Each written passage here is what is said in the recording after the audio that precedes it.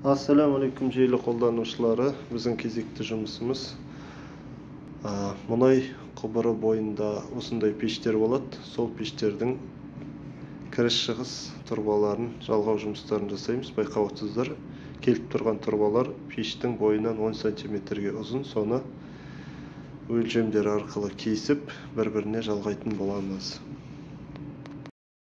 Жалпы жасалатын жұмыстың қазіргі күйі осындай. Енді осыны өлшемдерімен кесіп дайындаймыз.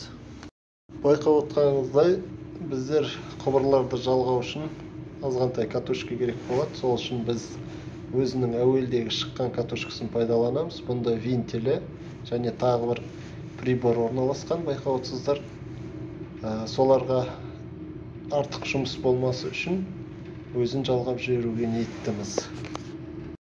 Тұрбаларды өзінің өлшеміне сай кесіп жатырмыз. Байқап отырсыздар, пештің өзінің тұрбасынан келіп тұрған тұрба 10 сантиметрге артық. Бұл сәт тұрбаларды резак арқылы кесу сәтін тамашаласаңыздар болады. Артық өлшемдерін, керек емес бөлшектерін кесіп алып жатырған сәттер. Баракаллаху фикум.